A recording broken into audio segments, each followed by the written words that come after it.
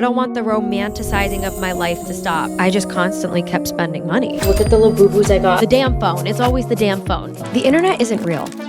We're the directors of our own movies when we post online. We choose what makes the cut for our audience. I'm choosing to bring back authenticity to my highlight reel, and hopefully this inspires others to do the same.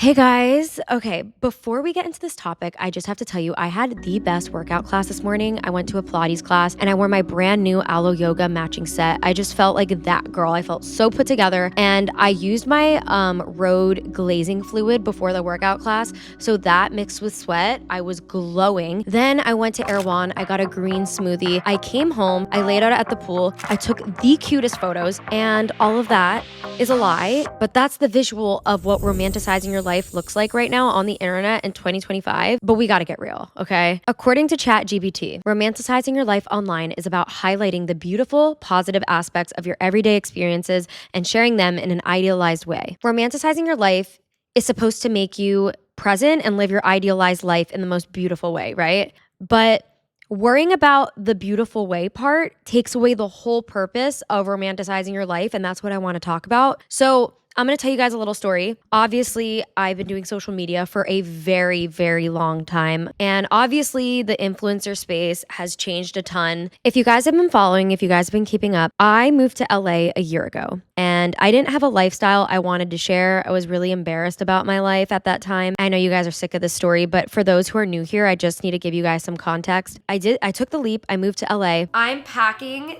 to go tomorrow.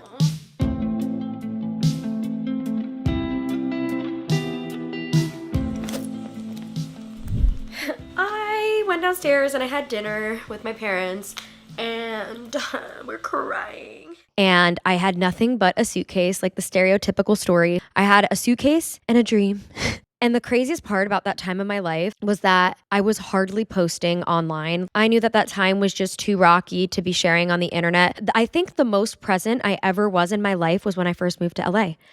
I remember just taking my time in the mornings, having really slow mornings. I was truly romanticizing the little things because I didn't have a lot at the time. And yes, I'm still Ubering and walking everywhere. I get to walk to go to the nail salon. It is so nice out. I basically felt stripped of everything that I would want to show, and I had to start over. Essentially, I was starting over. And during that first month of living in LA, God, it was so magical. You know, I would even romanticize having my coffee in the morning. Like, I even did that during the quarantine, and I stopped doing it. And then when I moved to LA, I started doing it again. I found a really yummy recipe. I was pouring like Emma Chamberlain canned coffee into an iced coffee glass, and then I would put cold foam on top, sit on the balcony of that apartment, and just let the sun hit me while listening to that playlist. And I truly was present. Like I wasn't worried about posting on the internet. I had just moved to LA, so I took that pressure off me. I told myself, you made the move, now you can chill for a second.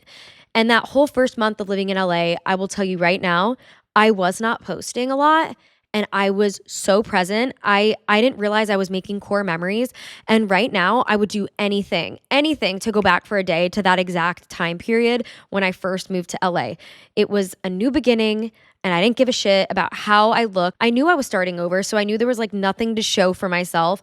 I didn't feel the pressure because of that, and I wasn't posting, and I was present, and I had connected so deeply with my partner at the time.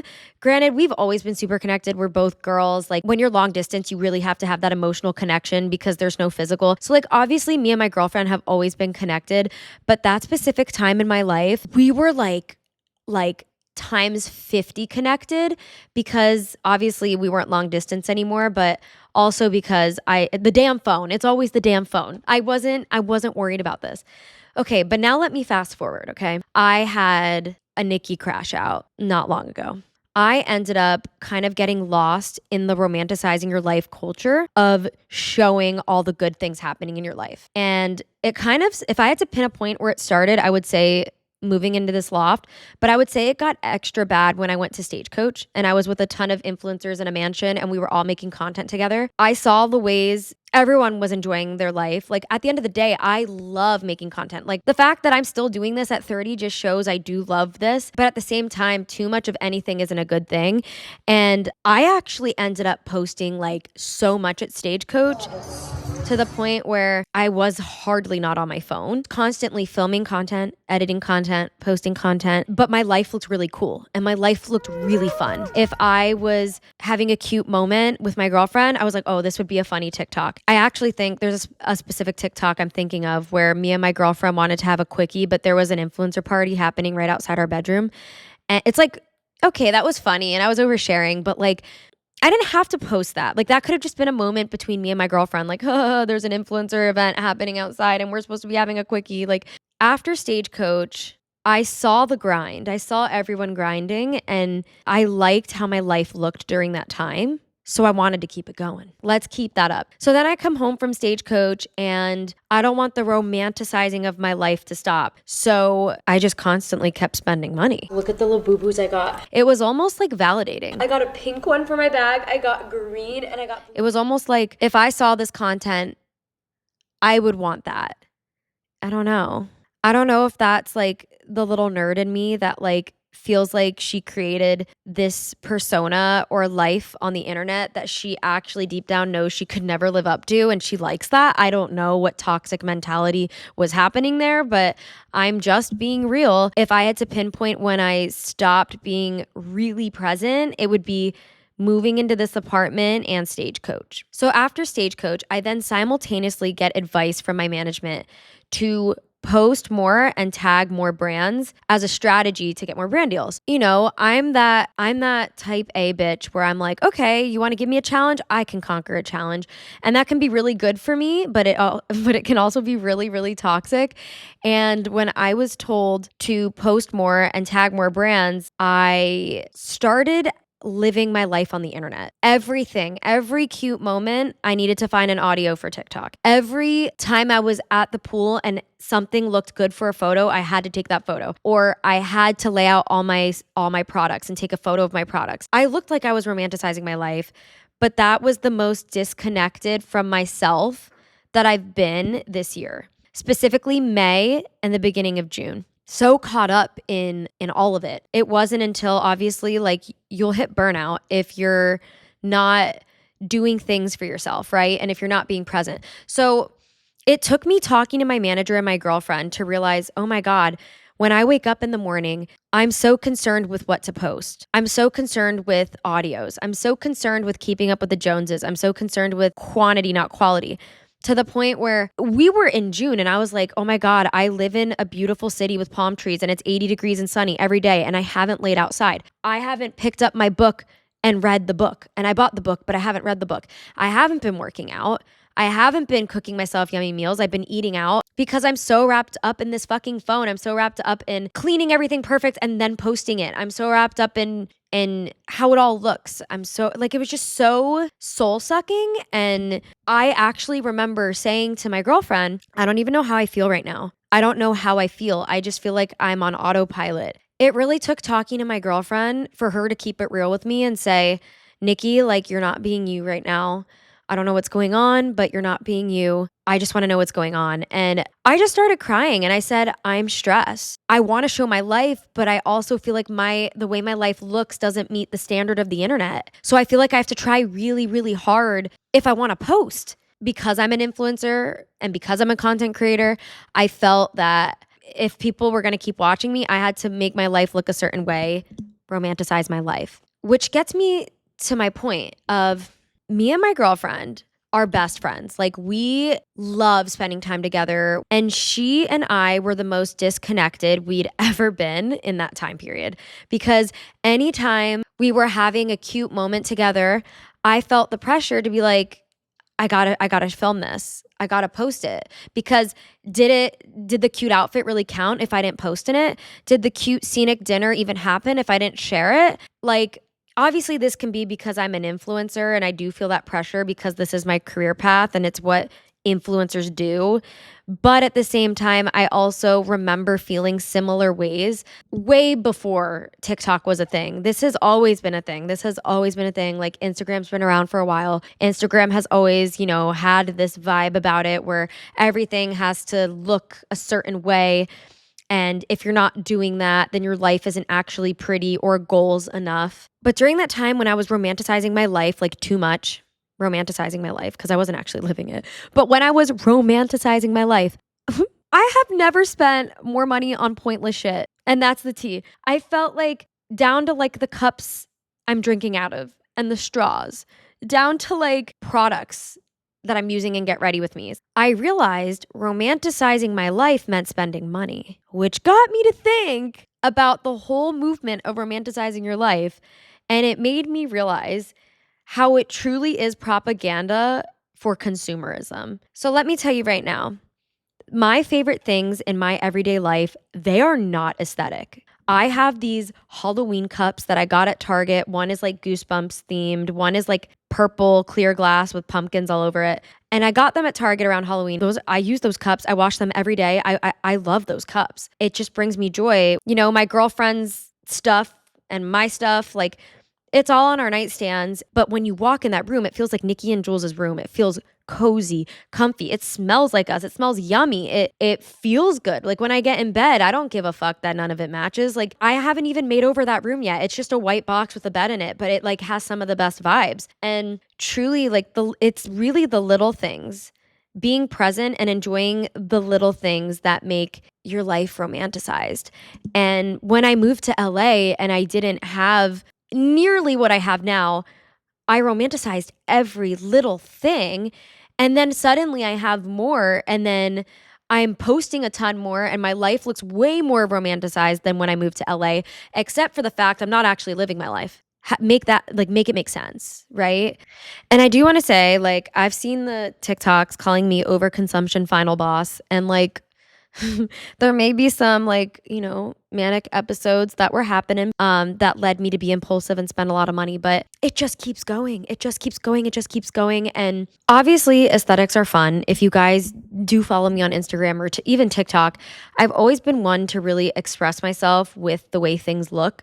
So as you can imagine, it is a very slippery slope for me. I do enjoy going on vacations and documenting it. I am a natural documenter, which is how I even found myself in this career. And I feel like obviously too much of a good thing isn't a good thing, and it becomes a borderline addiction and it takes you out of the moment.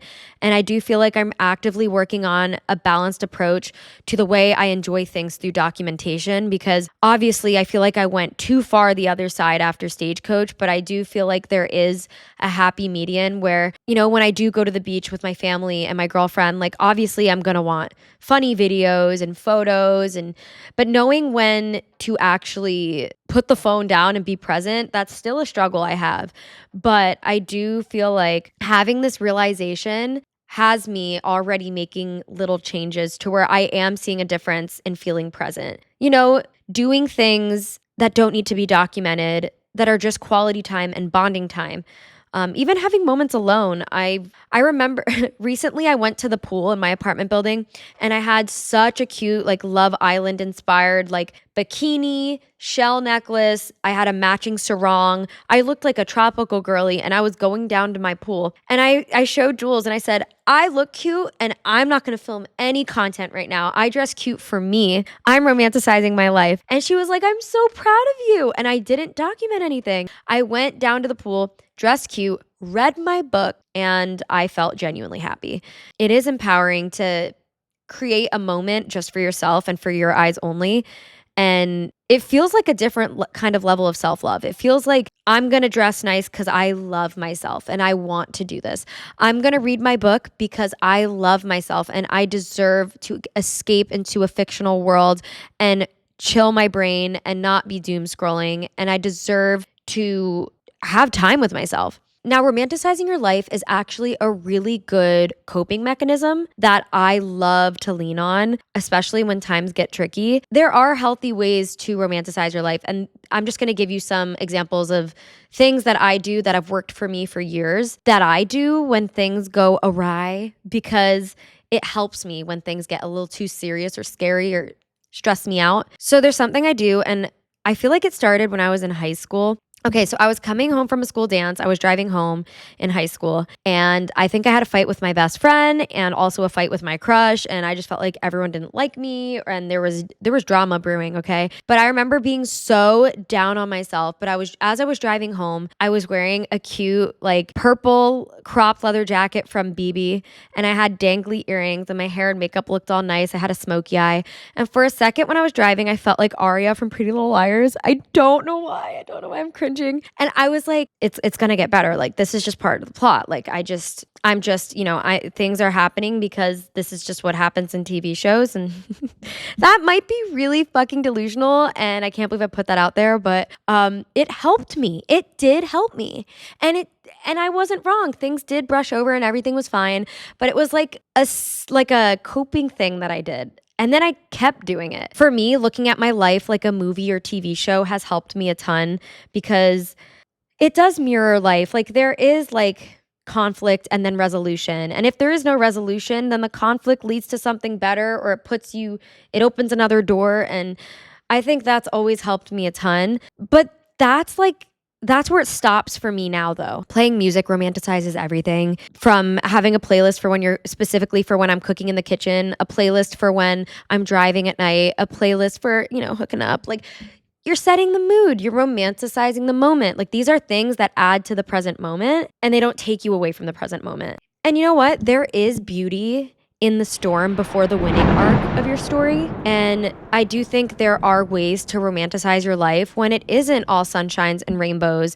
And I feel like a really great example of that was when I did move to LA, because to this day, whenever I hear a song from that time period, or if I watch any of those vlogs, I feel so nostalgic, like my heart melts, and it's like painful and it makes me feel good at the same time. If you know what I'm talking about, you know that feeling when you just, you miss a time. And you know what? During my worst eras, during my worst times of my life, from breakups to moving to starting over, I never felt more close to myself than those moments. And that can be romanticized too.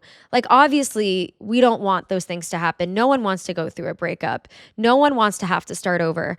But when it's those dark times, you really do learn to lean on yourself, and you do start to like have jokes with yourself and enjoy your own company and be present with yourself. And ironically, like, sometimes I miss how close I used to feel to myself. And I have to work on that all the time. I don't want to have to go through bad things to feel close to myself or be present. So I guess that leaves us with a question. Do you think you're living your life, or do you think you're curating a life that you want to put on the internet? And I wrote this in my phone when I was brainstorming this video, and I love what I wrote. I wrote, "You can't vibe your way out of the feelings. Sometimes you have to sit through the mess, and that's okay as long as you're being real. And that's why we got to be real." And that's why I wanted to talk about all this today. I thought this was really important because I do feel like I've been on the internet for so long and things have gotten out of hand. And I want to be the one to say it. Like, you literally can't. Like, there's so many people on the internet now versus when I started. And people have pretty much figured out aesthetics and algorithms, and people get it. People are getting the internet, and they're getting, I don't know, I just feel like with the more people using the internet is more, I'm trying to say something and it's like not coming into words. It used to be that, okay, everything had to look perfect for the high res camera on YouTube. And I'm like taking you guys back to 2015. Like, all that mattered that looked good was everything filmed on this. Okay. And then Instagram was for the casualness of the internet. And so was Snapchat. Snapchat was just like dog filters and like flower wreaths. Okay. Like, that was what that era was. But now I feel like the phone, it feels more casual because we're whipping out our phones and filming wherever we are. It does feel candid, but it is not casual. It is like calculated casual. TikTok feels calculated casual. Film a candid moment, but it has to be in the right looking space. You have to be in the right looking outfit. Don't let the phone fool you. Just because it's filmed on the phone doesn't mean it's curated, because take it from me, in the last few years, I put a lot of effort in curating things that look so effortless on my TikTok. Please take it from me. Just because it's filmed on a phone does not mean it's not curated.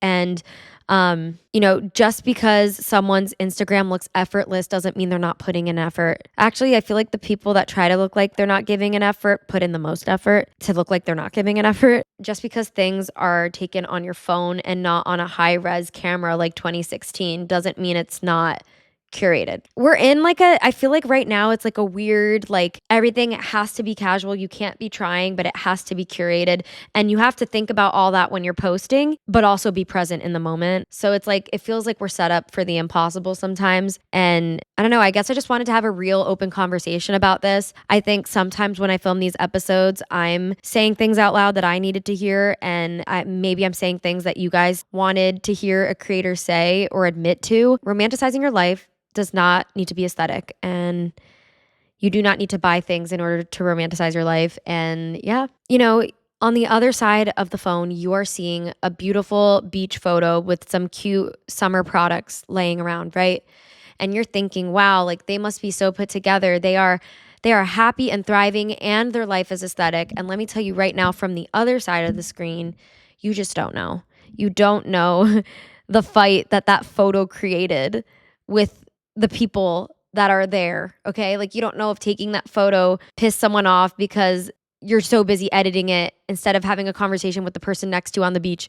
You don't know how many shots it took to get the right shot. You don't know if the person actually used the products. You don't know if they just brought the products for the photo. Like there's just so much going on there. There's just so much you should think about. Nothing is as it seems. At the end of the day, we're all little creative directors of our little social media pages. We get to choose how it all looks.